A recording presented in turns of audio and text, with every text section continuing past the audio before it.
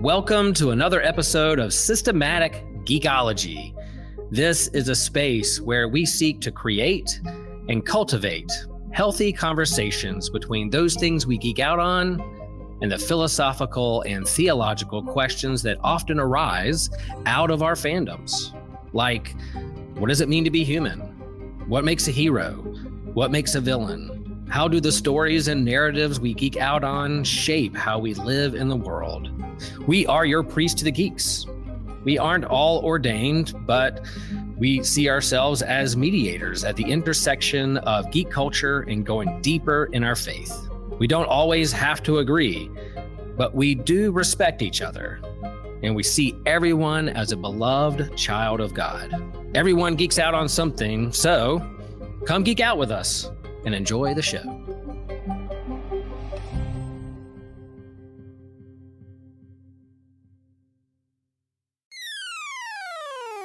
You're listening to an Anazal Ministries podcast.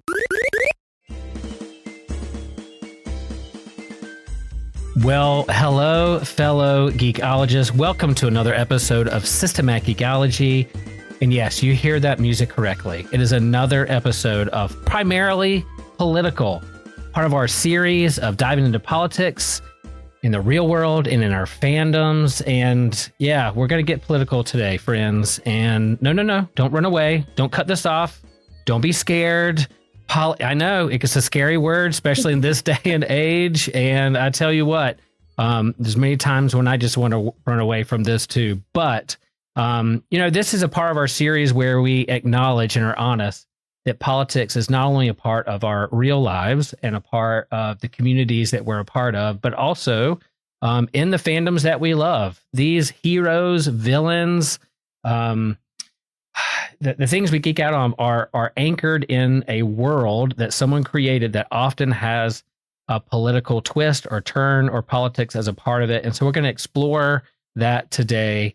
And the big topic that we're going to talk about today is the politics of James Gunn's Superman. Yep, that's what we're going to talk about today. And I have three of my favorite geekologists here with me, Justin and Laura, and we're going to get political. You guys a little nervous? You're excited? How are you feeling about this, y'all? I think it's going to be good. It's going to be good. I am very excited.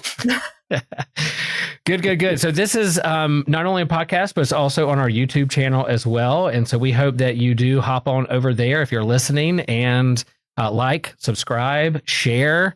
If we get to 50 likes, I might wear my underwear outside of my pants and put a red cape on and run around Franklin Street. And then Justin will have to bail me out if that happens. But if this gets 50 likes, I'm going to do something. Will, yeah.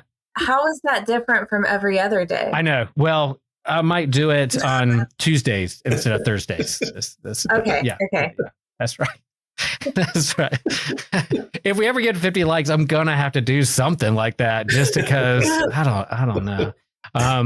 But yeah, if you're listening to this on the pod, then rate and review and share with a friend, and hop over on our social medias and chime in your thoughts. And if we missed anything or something you like that we talked about, you want us to talk more about, let us know. And then for our Patreon supporters, all those out there who keep the ship running smoothly and the lights on, we really appreciate you. I really love the community that we've cultivated here at Systematic Geekology and the geekologists that listen to our show and support us and chime in. And so, yeah, thanks. So, and if you want to hear more episodes of primarily political, then we have a whole playlist with our podcasts and on YouTube, all the different themes of the politics that are a part of our fandoms. And we are going to talk about today Superman. I'm super excited about this. One of the first messages I got when this movie debuted, I wasn't able to see it like the opening night or even the second opening. I had to wait till like the weekend, which was fine. I was in Wilmington, saw it with my brother, saw it with family, loved it. But one of the first messages I got was from Laura, who was like, have you seen it yet? You're going to love it. It's one of my favorite movies of all time. And I really vibe with Laura, what Laura geeks out on. So I trust her geek cred. And I was like, man, I cannot wait to see this movie. And Justin, you and I have not discussed this movie before, but I assume you've seen it. And we're ready to do that. So super excited. All right, friends. So as kind of a warm up question to get us kind of thinking politically, we do this on these kinds of episodes and series. We're going to share an example of a bad political actor. Bad. Someone we don't approve. Someone that gets on our nerves. Someone that was like, oh, why are they in that position of power and privilege? Either in reality or in fandom or fiction. So, if you guys want to go real world, go for it. If you want to go fandom, of course, you're allowed. So let's go around the horn here, and Laura, you're gonna get us kicked off here. Let's not kicked off the internet, which depends on your answer. You might, but you're gonna kick things off. You're gonna kick things off. I'm gonna go with fictional because I feel like I'm gonna get myself in trouble if I go real world. But I will happily jump in if one of you want to say something. But fictional, the first person that popped into my mind was Emperor Palpatine. Ooh, okay.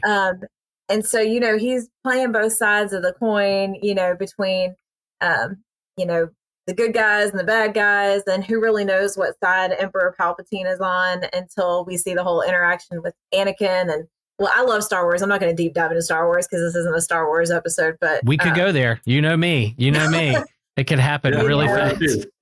I love it though.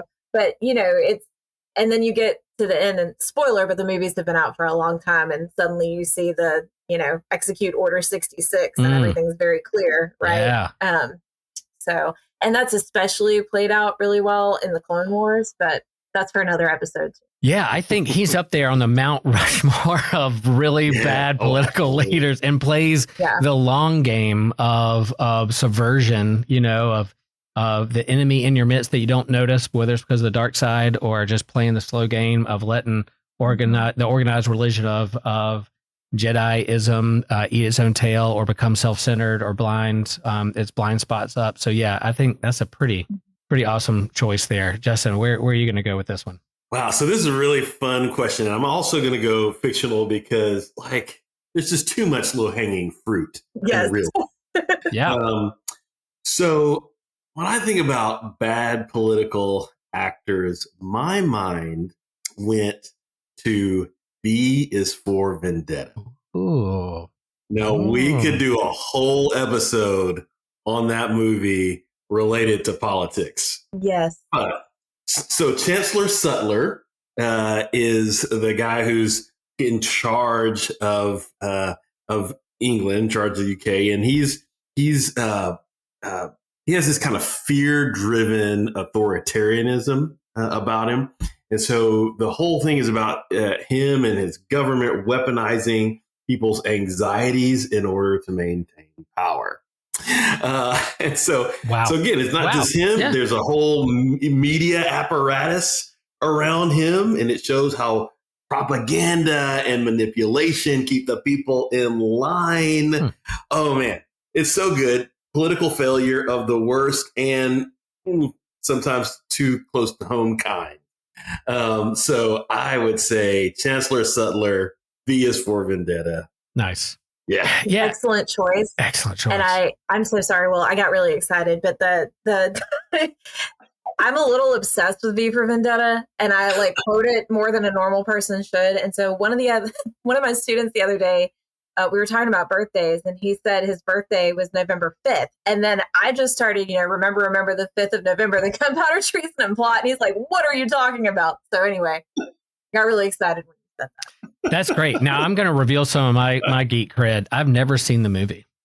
I know. You hear the gas, folks. You hear the disturbance in the force. I've read the graphic novel. I've read the Alan Moore graphic novel is one that they were like, you got to read. Yeah. I got back into comics in the early 2000s, and I just started devouring, the top graphic novels of all time kind of stuff. And eventually, you get to Alan Moore's stuff with The Watchmen and V for Vendetta. And so I know Natalie Portman's in it. Another Star Wars reference. Padme is there. So I need that's on the list, and I will make a vow to you two, my fellow co-hosts here, that I will see it in the near future. Is on the list. This could be a movie night. It could be a movie night. We should do a 5th of November, episode. That'd be great. All right. So. I don't know what that's in reference to, but I'm going to, before November 5th, I'm going to watch this movie. Yes. Yes. I did read the graphic novel. It's probably in the graphic novel and I just forget. But I'm writing it down right now, folks. You can't see this except you're on YouTube. Yeah, we can have a primarily political November 5th. Right near then. Okay. Celebrating the movie. I love it. Laura and I are in it. We are already we're fired there. up. Okay. Yeah, let's do it. Mine's going to be Amanda Waller. I'm going to keep it in the DCU. My bad political. I mean, she has some good intentions in there, whether it's like nervousness around metahumans and keeping the world safe. But this whole like the ends justify the means. So I'm going to take criminals and create Task Force X and the Suicide Squad. I'm going to put a bomb in the back of their head. I'm going to blow them up if they don't listen or get out of line.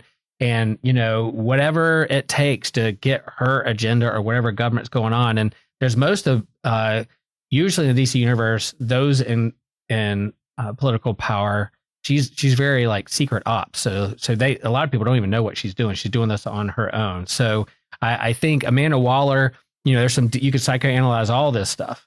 But I think, Joshua will agree with this. One of his big pet peeves is you know, the ends doesn't justify the means. There's a different way you can go there. So yeah, we're going to keep it in the DCU. Amanda Waller, The Suicide Squad, James Gunn, Peacemaker, all those things. I think Amanda Waller, she's around. She's the mainstay of like the old DCU and the new DCU. She's the one who kind of bridges the gap there. So So all right, I think Godzilla wants us to kind of keep moving here. So let's jump into some Superman. Hey friends, your pal Will Rose here. Sometimes I ask myself, have you ever wondered how you can support systematic geekology? Yes, I have. And well, if you're like me, you want systematic geekology to continue to grow and thrive. And you can do that by joining Patreon for as little as $3 a month. As a patron, you get bonus episodes. We answer bonus questions that our patrons get to hear. We have special shout outs. We have certain episodes that the patrons pick. So you help us create and curate the content that we put out for the world to hear. You even get free merch. And when I say that we're a worldwide podcast, that I'm not being hyperbolic.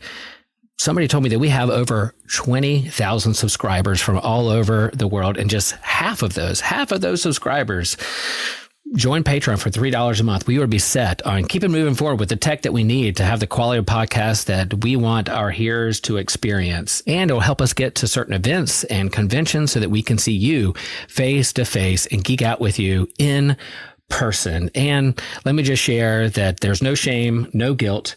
If you can't join Patreon at this point, that's okay. That's okay. Just keep listening, keep sharing, keep liking, because yes, we're proud of what we're doing at Systematic Geekology. And friends, guess what?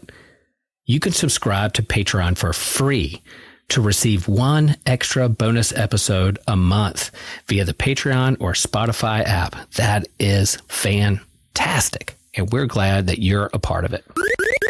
All right. And so talking about Superman, let's, maybe we'll go, we won't go into a long, many books have been written, many shows, documentaries about the history of Superman, but Superman emerged in Action Comics #1, 1938. I'm reading a book about kind of his biography and history through print, and then radio, and then TV, and then the movies, and then comics, all those things. And, he starts off in Action Comics #1, stopping a unjustified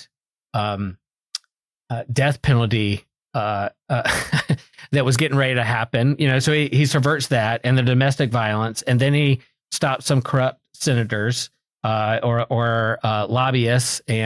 And so I think from the very beginning, number one, he has been political. He has been in the politics of what's going on around him as the original superhero, and eventually he's the first one to really have not anthology in comics, but his own comic book called Superman. Most comics then were anthologies, or even Batman and other superheroes showed up, and it was an 8-page story within a larger anthology of other stories of Westerns and sci-fi and stuff. But Superman finally got his own book. And then, 1938, as you lead up to World War II, he was punching Nazis and trying to stop the war even before Captain America was.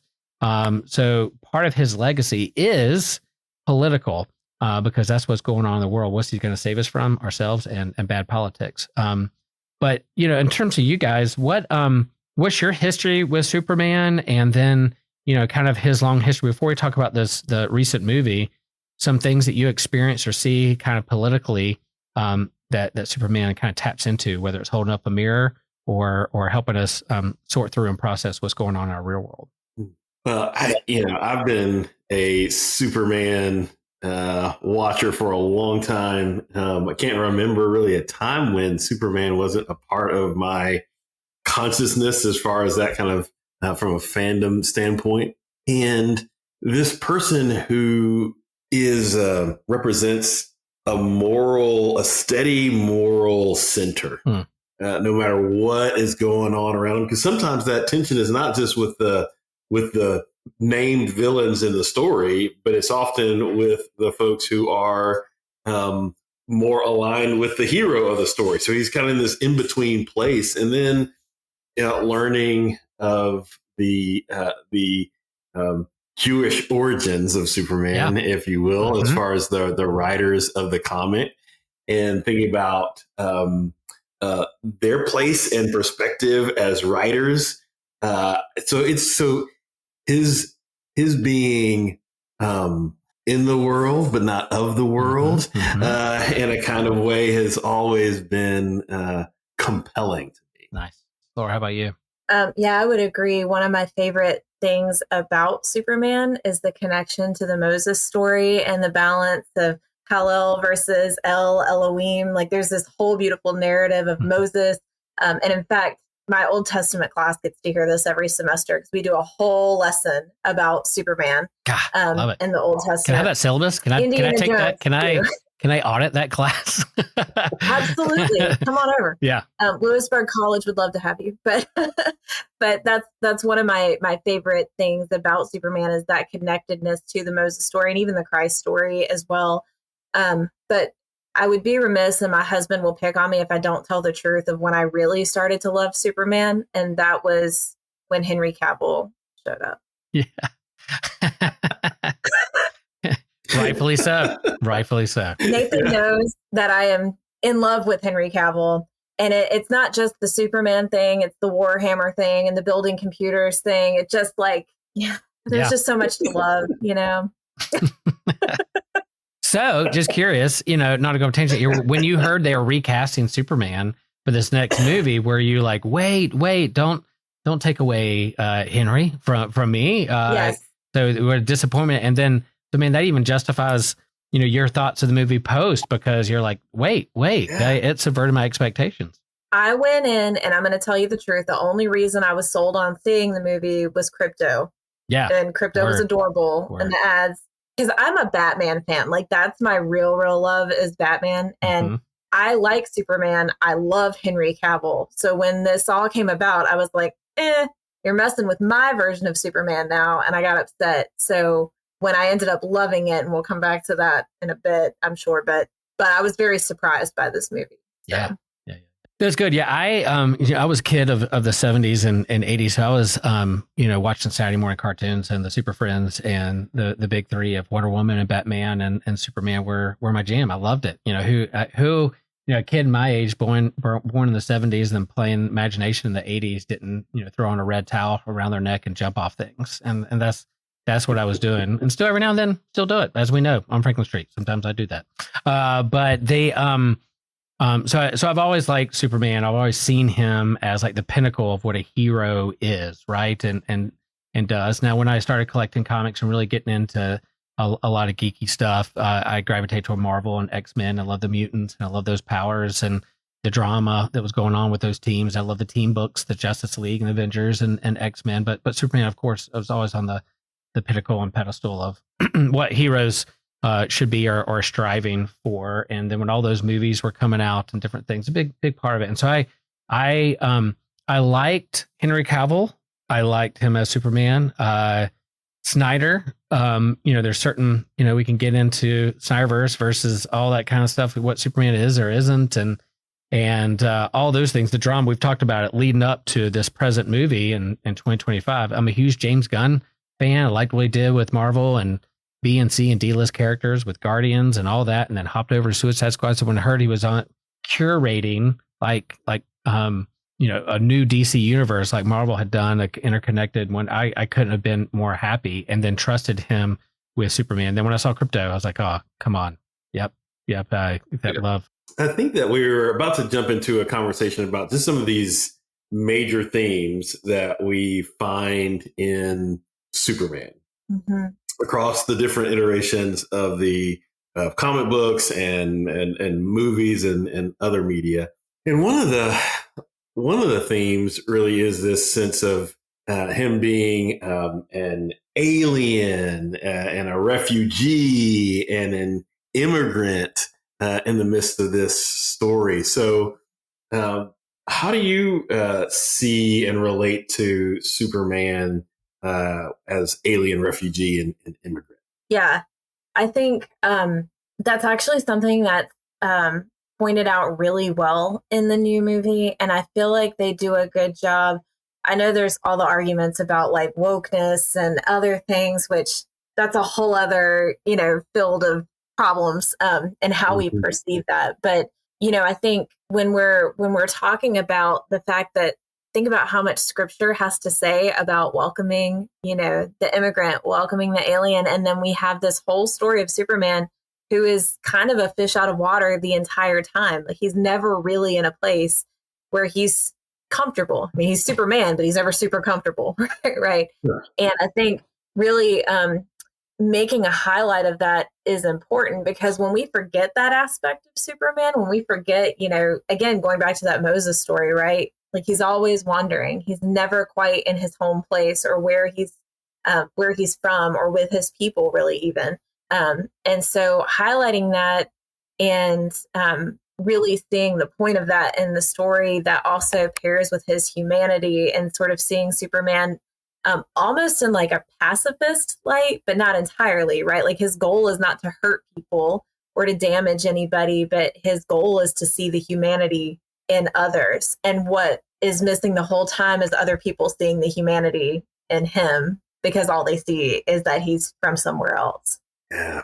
But in terms of James Gunn movie, the hype leading up to it, but then also the media backlash, you might have already talked about, not sure if you have or not, but like the media already predetermining what it was or wasn't in terms of it being woke or too political, or why can't Superman just save people and not get into all the politics of the world, kind of like shut up and dribble kind of lingo, which is, appalling to me. So like the whole, like, they don't understand. Tell me you don't understand Superman by telling me you don't understand Superman by doing some of these clickbaity articles. And so exactly. Let's talk about, kind of three themes here: Superman as alien, refugee, immigrant, Superman as an interventionist, and then also they play around with like social media trolls and monkeys here in this terms of public perception and what you can manipulate in the algorithms of what you want to portray someone else as. If you're going to other them as an alien or different or scary because they're an alien, then you can also other them in the public perception of social media. So all this movie holds up a mirror to all those things, which I absolutely love. So you already were talking about him as kind of refugee, Moses figure, immigrant. What else do we want to lift up there in terms of what James Gunn was doing with this movie? Well, I think that what James Gunn does, just generally speaking, is he's really pulling out some of what at least some of us see as essential elements of Superman in the comics, right? And so on this theme of, alien, refugee, immigrant, so you got this dude from Krypton who is adopted into this Kansas family. He's growing up in this world that he's never completely belonged to. One of the nice things I think that Gunn does is he puts all of this in the background. You kind of jump right into Superman already established in the world. And so you just get little pieces of this. But, his difference is what gives him power. Right. And so it's reasonable that people. So you think, well, yeah, it might be reasonable that people fear the guy because they don't always understand difference. We don't always understand difference, and when that happens, fear is something that can sometimes creep up into life. And so, So what makes it so political? Well, it's about who gets to belong, who gets to decide who is truly one of us. These are questions that I think Gunn is bringing forward in his depiction of Superman. And so, Superman embodies this idea of an outsider that can bring gifts to us. Mm-hmm. These gifts that he brings literally saves the world again and again. And even as that is in play, even as he's saving the world again and again and again, people still try to regulate him, right? People still try to, in this case, deport him, and even destroy him. As this Luthor's constant, pathology here, which is driven by the fear of the difference. Right. And it's so frustrating when you watch it because you're like, here's this man that has saved all of y'all so many times. And you've seen who he is. You've seen his character. You've seen his person. And the ease with which propaganda can sneak in and social media influence can sneak in and just change all of that is scary. And it felt a little too close to home in some ways in watching that part of the movie. But we see that in pop culture a lot, right? Like, as a throwaway reference, Ghostbusters 2 always drove me crazy because you had the Ghostbusters. I love that movie, just to be clear. But you have Ghostbusters and they save everything. And then Ghostbusters 2, suddenly they're like unemployed and doing birthday parties and nobody knows who they are anymore. Like, how far have we fallen from glory? Like, it's just, but it happens so fast and it's so easy to spin a narrative. And that's scary because we see it play out in the real world. Yes. Yeah, I like that. And this whole the whole fear of the other is brought up. And I think him wrestling with his identity in the movie. You see that in the movie with like his earthly parents, his parents from Krypton, and wrestling with what his family, how do people, also his family, his work life, his girlfriend. He's juggling a lot of perceptions there. And then you have Lex, who is really trying to portray him as the fear of the other. He's going to conquer us. He's going to defeat us. And really it boils down to, jealousy and ego. Mm-hmm. And that's always been a part of Superman's story from the get-go. The villains, who is this guy? And really the villains who really hate him the most is because they wish they had more attention, more power, more privilege, or they feel like Superman's going to be a threat to his power and privilege. And that's what's going on. So of course the politicians, we see this when Jesus himself, right? Like the religious leaders, the religious establishment, the leaders around him, this label of Christ, which is a very political label, is they feel threatened by this person who's getting attention that could be the Christ. So we got to get rid of him. And so the same thing is happening here with Superman. Get rid of him, throw him into a pocket universe in a jail. Where other people are being thrown off too. So yeah, he made this and wrote this a couple years ago. Yeah, there's trends in Trump's first term, but it's really ramped up in the second one. So yeah, if this offends you, if you voted for Trump and this movie offends you because you're like, wait a minute, then we need to ask why is that? Why is it sting?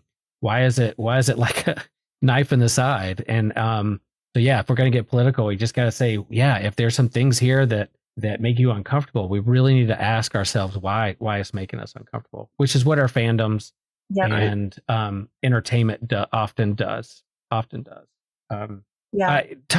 love this idea, Justin, of the gifts that they bring, the outsider, the other, not being a threat, but also bringing a gift to help you see the world in a different point of view. We're in church settings, new member comes, new person comes with different gifts, going to throw off the system a little bit, but also could add more to our community. Maybe they're gifts rather than threats. Right. My dad always has these terrible colloquialisms. He's a pastor also, and he had this sign on his door that said, "Those who are offended easily should be offended often." It's a terrible thing to say for a pastor, and yet there's some truth to it, right? Like, if everything offends you, you should probably question why it offends you, and if it's stepping on your toes, maybe there's a reason for that. So, well, then, when you start thinking about, we'll mention the gifts piece, and this kind of goes into the theme of intervention, because part of it is, so you bring these great gifts. And then the question is, so when do I use them? In this, so one of the most powerful scenes, I think, in the movie is the kind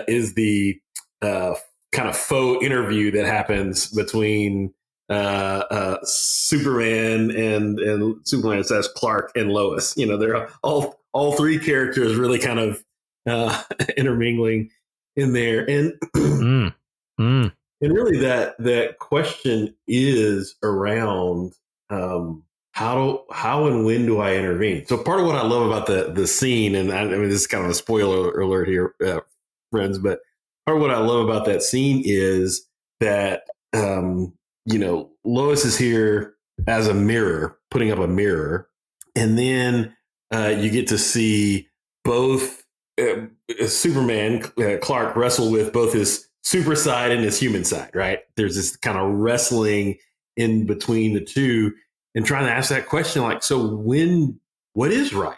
How do I know when I should have an exercise of power? What's overstepping a line in that wrestling? Because, just because you have power, just because you bring these gifts, you need to use them in each and every circumstance, and what does it mean to be a person of great power who just does whatever you want to do?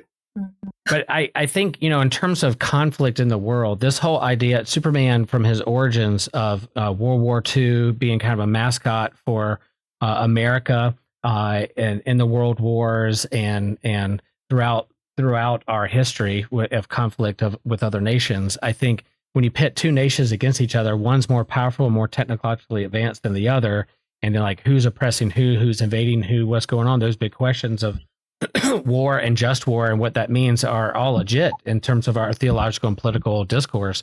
But then you add a superhero with gifts that has the power to do something. We can't help but feel like, all right, America, the richest and most powerful military in the world per se, or we claim to be, should we intervene against others and help others who are being oppressed? That's a real question. So Superman really wrestling with, and I think a friend of mine, Taylor, said, one of the most amazing parts of that movie was him just freaking out and getting upset and saying, "I just don't want people to die. I just don't want people to die. Is that so wrong?" Mm-hmm. And so that very, very, very powerful. And so, the question, should he intervene? Should he not? Here at Systematic Ecology, we believe in a few things. We believe that there is freedom in Christ to like what you like. We believe that Christian nationalism is a heresy. And probably most important that I'm going to talk about today, at least, is that we believe the best place to spend your extra cash is on the Systematic Ecology merch store. That's right.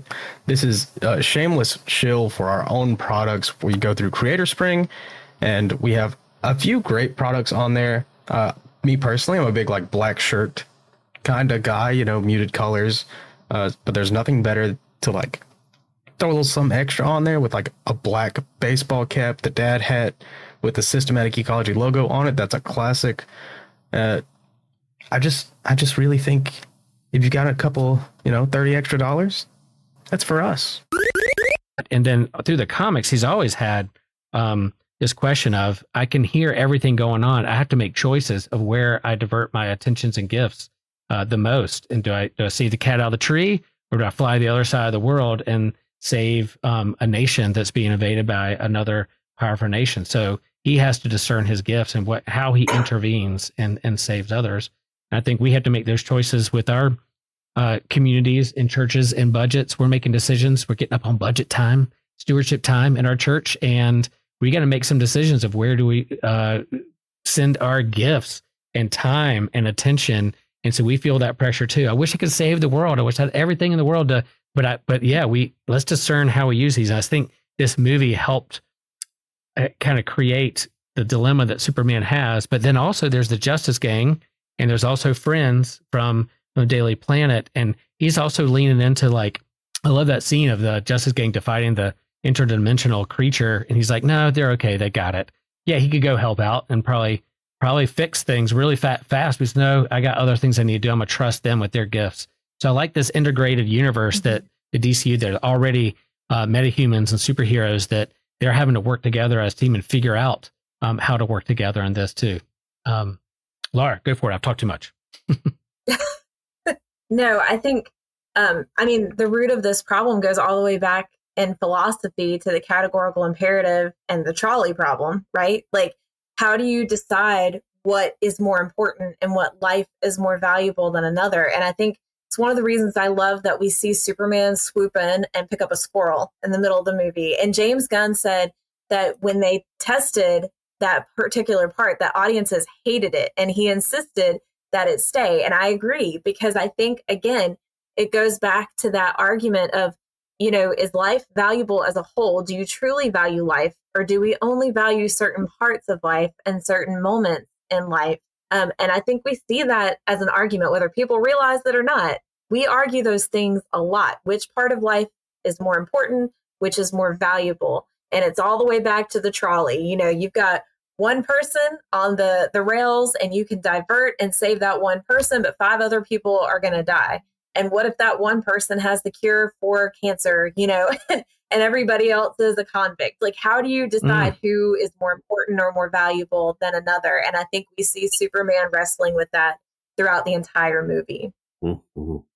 I like that. And I think, we wrestle with, it's one thing to be political in our nation and have disagreements around like how much money we should spend with education and NASA and food programs. Another, if like you're demeaning whole groups of people and dehumanizing them. So I think that's why our political climate is so elevated at the moment, because it's like, back, 40, 50 years ago, it seems like it wasn't as toxic, but you still had like movements of people who either see themselves better as other people, or some kind of supremacy in any kind of form and shape demeans the other. And so all this is interconnected in terms of how we use the resources and gifts and those things too. And then, all right, you make a wrong choice, or what someone thinks you're spending money the wrong way, and they're going to attack you on social media and tell you that you're not a real American or this or that. What do you guys think this movie plays around with?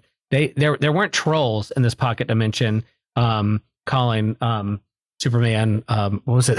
Shitty Superman or whatever the word he didn't like, it really triggered him. But then you had these monkeys who are typing away. What are you guys thinking? We're definitely is being ramped up with AI and bots and social media. Here we go. I think it's a good commentary and holds up a good mirror of what's going on in our current world that Superman maybe hasn't had to deal with quite yet. Well, if I can just say one thing, is that this movie was so you don't have kryptonite by and large playing a huge role in this movie, right? So what you do have is social media manipulation as kryptonite. I thought that was very clever. So that's what I'll say about it.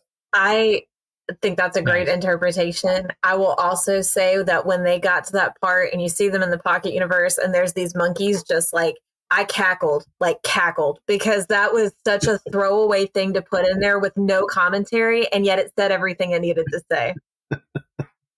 Yeah. And I, our denomination just had some big bishop elections for our state, North Carolina, and as a whole for ELCA. And, if you were to ask me 20 years ago, one day, Will, would you mind being a bishop one day? I would have thought, I'm pretty good with people, pretty good shepherd. I don't mind taking care of pastors or doing those things. But this present age of like weekly having to put a post to counterbalance the algorithm or to make a respond to a national tragedy or a shooting or saying quite the wrong thing on social media, and then a whole church leaves because you said something wrong, is just an added element to how to navigate the world and common life together that I don't want any a part of. It's a part of reality of trying to be a good shepherd and use our faith in a positive way. But at this present age of whether you're a politician or a leader in any sense, religious or political, that whole aspect is a part that really scares me a lot, that turns me away, that I don't want any a part of those kinds of things. Just dealing with people or communities and helping shepherd that way, cool. But the added element of toxicity on social media is a pretty scary thing. And the fact that they brought it up, even Superman gets nervous and scared about it. Yeah. All right. Absolutely. So, all right, let's vote here. Let's vote. Do you is the verdict, was the movie political? I think that if you think the gospel is political, then yes, the movie was political. Laura's read my mind. Absolutely, that is exactly what I would say. I mean, it is when you put this kind of person in front of the world, who's thinking and behaving in the way that they're doing, it can't help but have an impact. And so, yeah, it's always going to be political. And you see, we didn't have quite a lot of time to talk about it, but the conversation, when Superman really became Superman in the movie, is that conversation with Lex there at the end, where you just kind of see the counterpoint, and that counterpoint is the most powerful political message. Yeah, that's strong. That's strong. Yeah, of course it's political. I told even before it even came out, of course it's going to have those elements in it. Because you have world governments and superheroes all trying to work together, make the world a better place, and you have villains, and so I think the word that was really attached to this movie was woke, and it's gone woke, and it's just a kind of a label they're just throwing on things to help trigger the base or whatever. But I think, yeah, it is political, and there's elements of what are we waking up to, and what does it help us wake up to in our own reality to help us in this world navigate a complicated, broken world. I think, yeah, I'm there for it. So.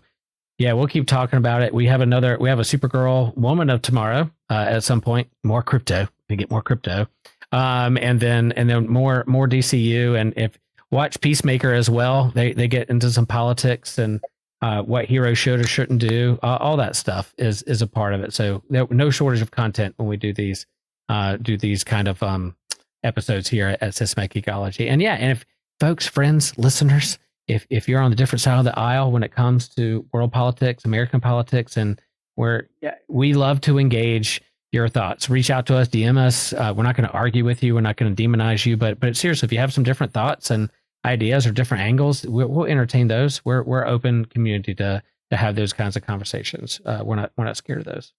All right. We shared a bad example or a bad actor, bad political, a good one. If there's a healthy one, a good one, real life, fictional, what would you guys choose before we get to the bonus question here? Laura, why don't you lead us off? I think I would say Jen Erso from Star Wars. And I think Rogue One. And I think I say that because, I mean, the girl is in this place where there's no hope and people are giving up. And she gives this whole impassioned speech about how rebellions are built on hope, right? And then she gives this line about what choice do we have, but it's not about what choice, it's, what chance is there, against all of those things that are going on in the world. So you don't have a choice. You have to stand up and do something. And so I think she's a great political leader and an inspiration. And I quote her way too often. Well, Justin, I'm going to just bowl straight down the middle here. If you know me from our various conversations, I'm going with Jean-Luc Picard, Star Trek, The Next Generation.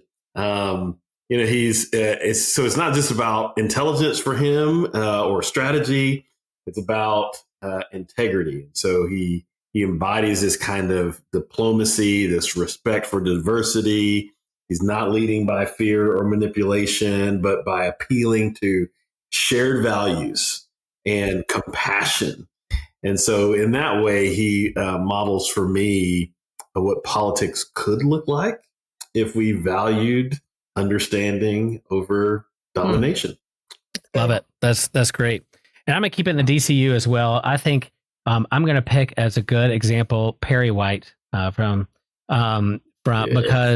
here is the Daily Planet. He has to navigate what is putting out there, what he's curating, the news, being true to he's a hero in itself, taking down the villains through the power of journalism and print and free speech and those kinds of things. So I'm going to go with Perry White. We know he's not an elected official, but he definitely has a political position in a sense of people are perceiving and reading in the world. So I love his counterbalance to the internet monkeys and trolls with his band of heroes from the Daily Planet. Well, friends, thank you for being a part of this. We couldn't thank you more for listening to the show, paying attention. We know there's a lot of content, a lot of choices out there, but yet you chose to listen to this at the very end. Thank you. Smash that like button. I'll run through Franklin Street with a cape on if you really want. Underoos. Remember Underoos from the 80s? I'll find some and I'll put those on and run around. So so thank you for your support. We will have a bonus question, and so I will share that our bonus question. If you're a patron supporter, you get extra content in your feeds, and so what we're going to answer: what other C or D list character in the DC universe comics would we want to bring over into the Justice Gang, not Justice League? Remember, Justice Gang. They might be the Super Friends at some point. We don't know what James Gunn's going to do or rename and relabel these folks, these band of heroes. But the Justice Gang, what would we choose? And you get to hear what Laura and Justin and I choose to put in the Justice Gang. And I think I have a good one. So I can't wait to hear theirs. Thank you all. Thank you for your support. Remember, share the faith, share the geek.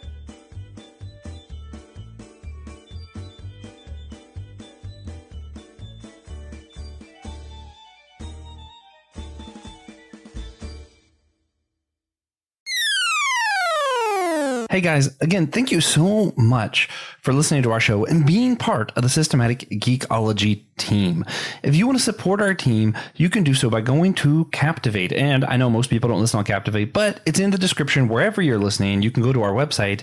At the very bottom, you have the options to either subscribe and you'll get some extra content and fun stuff like our bonus questions, all those kind of things that hopefully you all come to love as much as I love making them with our fellow geekologists on the team. We also are hoping to do some future D&D campaigns, stuff like that, and all that's available for our sponsors. But if you don't have those extra funds and you're not really into the subscription thing, you can also leave a one-time tip, just one-time thing to help out our show as we kind of stay in the game with podcasting, keep relevant with all the technology and all that stuff. And it costs a lot to run a show, and we appreciate you for your help. Again, thank you so much for listening. We value your time, and it means a lot to us that you give us your time by listening to our show and supporting us in that way. If you feel led to support financially as well, we appreciate that. Let's get back to the show. Hi, friends. It's Laura here, and I just wanted to say thank you for listening to our show. Systematic Geekology is a part of a larger podcast network called the Anazal Podcast Network. Dummy for Theology is Joshua Noel's show discussing different theological topics from various perspectives and attempting to give people more questions than answers. My Seminary Life is Brandon Knight's show. It started as him going through what he was learning in seminary, and after he graduated, he's been doing independent studies and has a lot of fun series like on hermeneutics, Bonhoeffer Summer, and worship. And then Friday Night Frights is a monthly show with Christian Ashley and Joe Day. They have a vote on the Systematic Geekology Facebook group to choose a topic each month and discuss everything from cryptos to ghosts to aliens to serial killers and more. So we hope you'll give it a listen, and thanks for being part of what we're putting out there.